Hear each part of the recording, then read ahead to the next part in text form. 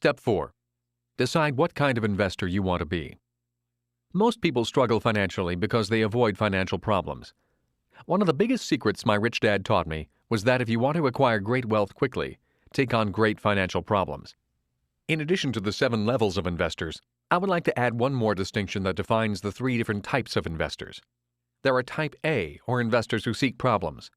Then there are Type B, or investors who seek answers. Finally, there are Type C, or what I call Sergeant Schultz investors. I know nothing. Let me address these types of investors in reverse order. Type C investors. The name Sergeant Schultz comes from the lovable character in the TV series Hogan's Heroes.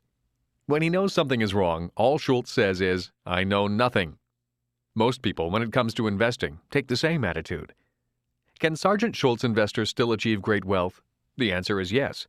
They can get a job with the federal government, marry someone rich, or win the lottery. Type B investors often ask such questions as, "What do you recommend I invest in? Do you think I should buy real estate? What mutual funds are good for me?" Type B investors should immediately interview several financial planners, choose one, and start taking their advice. Financial planners, if they're good, provide excellent technical knowledge and can often help you establish a financial game plan for your life. Type A investors look for problems. In particular, they look for problems caused by those who get into financial trouble. Investors who are good at solving problems expect to make returns of 25% to infinity on their money. They're typically level 5 and level 6 investors who have strong financial foundations. Can you be all 3 types of investors? In reality, I operate as all 3 types of investors. I am a Sergeant Schultz or a Type C investor when it comes to mutual funds or picking stocks. I do have a few mutual funds, but I really do not spend much time studying them. I can achieve better results with my apartment houses than with mutual funds. As a Type B investor, I seek professional answers to my financial problems. I seek answers from financial planners, stockbrokers, bankers, and real estate brokers. They are closer to the market and are, I trust, more up to date with changes in the laws and the markets.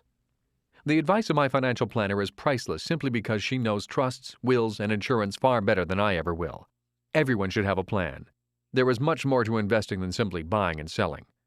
Years ago, my rich dad encouraged me to develop my skills as a business owner and investor. He also said, "Then practice solving problems." For years, that is all I've done. I know that inside of every problem lies an opportunity, and opportunities are what real investors are after. Step 5. Seek mentors. Mentors tell us what is important. Find somebody who's been there, and choose your mentors wisely. My highly educated but poor dad thought that a job with a high salary was important, and that buying the house of your dreams was important. He also believed in paying bills first and living below your means. My rich dad taught me to focus on passive income and spend time acquiring the assets that provided passive or long-term residual income. Both dads served as strong mentors for me as I grew up. The fact that I chose to follow the financial advice of my rich dad did not lessen the impact that my educated but poor dad had on me as well. I would not be who I am today without the strong influence of both these men. Step 6. Make disappointment your strength. Be prepared to be disappointed. Rich Dad often said, "Only fools expect everything to go the way they want." Expecting to be disappointed is a way of mentally and emotionally preparing yourself to be ready for surprises that you may not want. By being emotionally prepared, you can act with calm and dignity when things do not go your way. If you're calm, you can think better.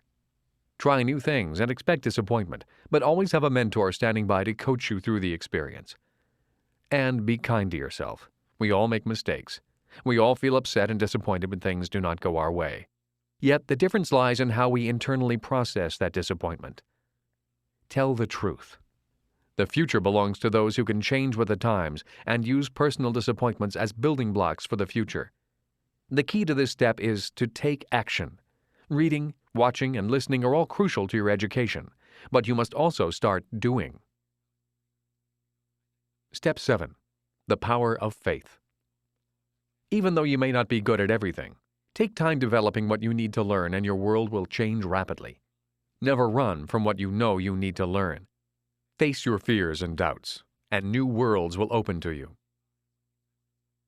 Using these 7 steps, my wife and I were able to move from being homeless to being financially free in a few short years. I trust they can assist you in charting your own course to financial freedom.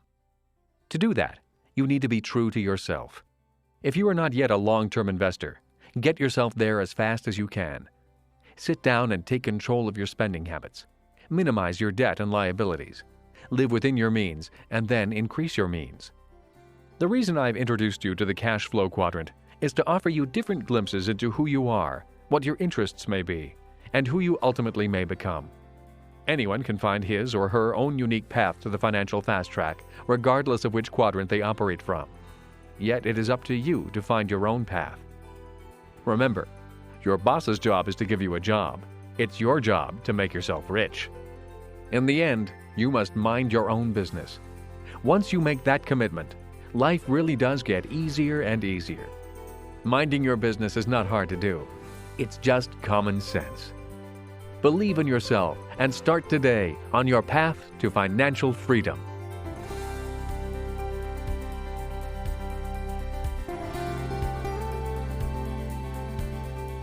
This has been a Time Warner Audiobooks production of Rich Dad's Cashflow Quadrant, written by Robert T. Kiyosaki with Sharon L. Lecter, CPA, and read by Jim Ward.